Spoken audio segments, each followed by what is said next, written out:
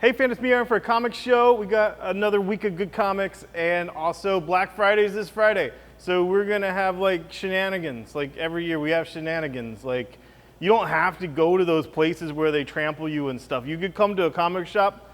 We open at 9, and we'll have crazy sales and doorbuster sales. Don't break our door.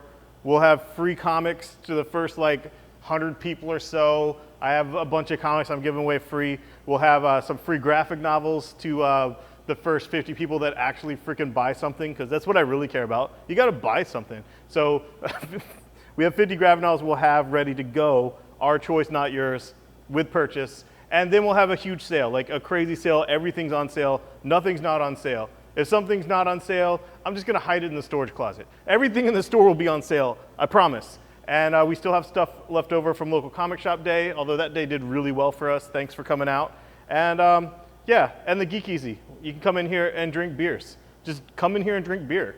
Like you just had your like Trumpsgiving with your family for Thanksgiving, where you got in all those political arguments and shit. And now you can just come here, get comics, drink beer, and I promise I won't say anything political unless I'm joking and the joke's actually funny. Okay? Because that's what people don't like. Everyone likes jokes, right? Okay, let's get into this week. But if you're local, seriously, come to Black Friday.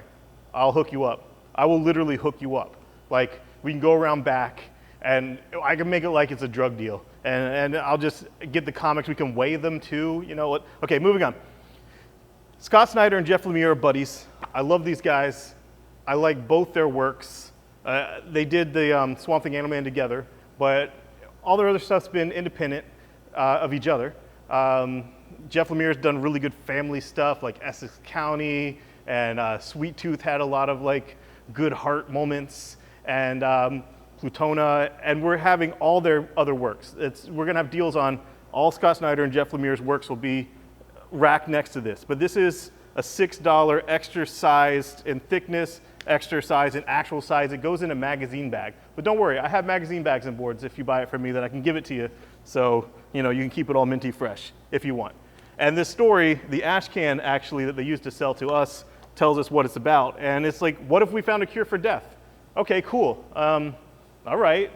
I mean, I wasn't really sold on dying. So if you're not sold on dying and you want to have some fantasy escapism about that, get this, because it is very good. And it has some pages of prose with illustration, and then lots of, mostly traditional comic book, but prose illustration as well. And it's a very dense story that is in the future, about, what does it say, 800 something years maybe? Let's see, 825 AD or after death. So no more death, let's go, give me the story.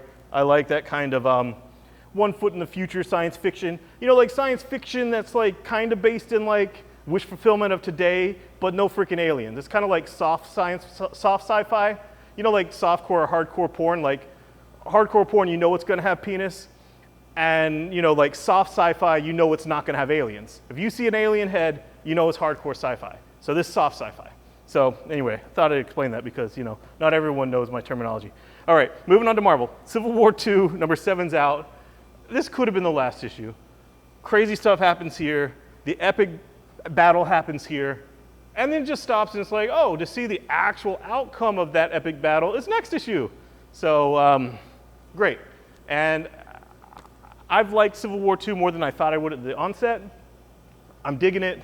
I'm ready for it to be over. But this issue was very satisfying. And same with Death of X.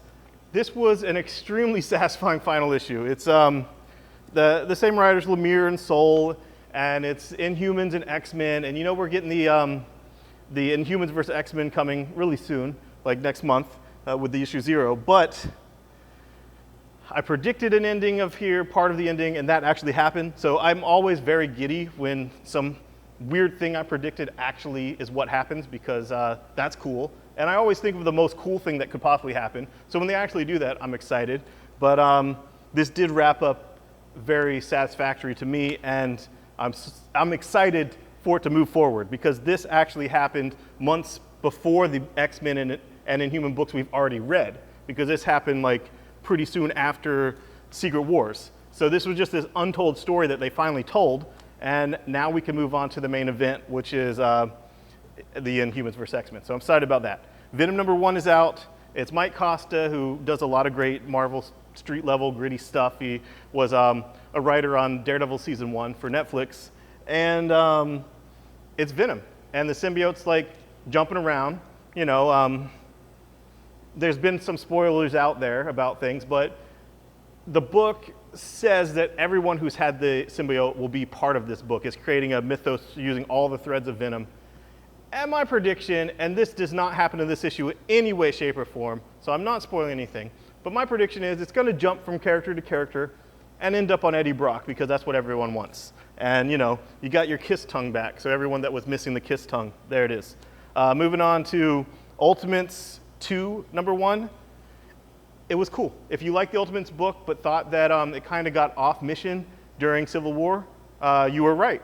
And Blue Marvel says that to Captain Marvel's face, and he's basically like reminding the readers and the writer that this isn't what the team was formed to do. The team was formed to do these ultimate solutions to these ultimate problems and cosmic problems, huge issues. They're not there just to back up Captain Marvel's little political decisions. And they're like, dude, we're going on space and we're gonna go kick some space ass. This is the book for everyone that liked Annihilation and all that stuff. So you can have your Earth politics and we're gonna go bye-bye. And that's what you get. So if you were wanting that, cool. And if you never tried the actual Ultimate book before the Ultimates, get it in trade. It is good. I like Galactus. I like it. It's awesome. And finally for Marvel, Cage. Tarofsky, who did Samurai Jack, is doing it. So if that does anything for you, get it. Cage #1 was crazy. It was like he was tripping. Just like, it was cool.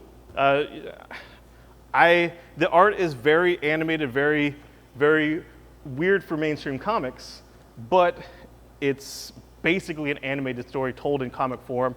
So check that out. And it's also a big Star Wars week. You have Star Wars 25, huge issue with a cool backup story with R2.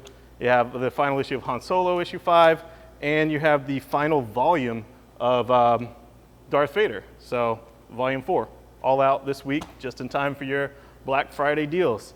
And finally, DC, Teen Titans 2. I'm really loving Damian Wayne with this team. He is such a dick. Like, they should change his name to Dick and Dick's name to Damian, because this guy is just such a dickhead. Like, he's just, it's beyond, but I love it. I love it. It was a lot of fun, and I like that he's trying to be Batman instead of being Ra's al Ghul, and he's trying to be the best detective instead of being a crime lord. But does he have to be such an asshole while doing it? And I guess because it's entertaining. So yeah, enjoy this book. It's fun. Hellblazer, you guys know I've always liked John Constantine because, you know, I love British stuff. I love British comic writers. I loved Vertigo. It's what kept me going in my high school years. And this cover, when I saw this cover, I just squeed. Like, look at this. It's freaking Swamp Thing dressed up as John Constantine. That's just like, I don't care. I don't care. Like if I was someone that bought comics instead of like sold them, I wouldn't even have to know what's inside this book. I was like, yes, I want that. That is awesome. But anyway, if you're not reading The Hellblazer, you should, because it is in the DC universe, but very much more like the Vertigo-esque tones and storylines of the character. And it's, you know, basically they just had to get a British writer to do it, and it's done. So that's what they're doing, and I'm enjoying it. Hal Jordan, the Green Lantern Corps, Rob Venditti is kicking ass with this. We just saw him at North Carolina Comic Con. He told me some stuff coming that I was excited about. I love how he writes Guy Gardner, and he does something in here with a character that Alan Moore created that was so freaking cool. It's the cool type of thing that you have to tell your friend that is also cool about it. Like, don't tell your stupid friends because they won't get it, because they don't know cool shit. But if you have a friend that actually like knows cool comics and read Alan Moore's Green Lanterns, you need to show them this, and you will be excited, and it's fun. Me and Cap geeked out to it earlier. And then finally, Superpowers #1. It's a all ages book. It's by the same people, Baltazar and Franco, that did the Tiny Titans and the Superman family. And it's more of that. It's fun stuff, witty, fun, all ages things with the DC characters. And I'm always a sucker for superpowers. Superpowers, I love the action figures. I just love the name. It reminds me of like when I was a kid in the Cold War, and it was just like, just all the action figures all the time. I mean, we got the best action figures out of the Cold War. We got Autobots versus Decepticons. We got all that stuff. I mean, that's what we need more of. So anyway, Black Friday's this Friday. Come in. I will be here. Eric will be here. Oral will be here. We'll hook you up. Seriously, get some great deals for gifts for your friends. And then since the retail price is on comics, they'll think you spent all that money, but really you got it like way off. So, you know, that's cool. So thanks guys. Bye-bye.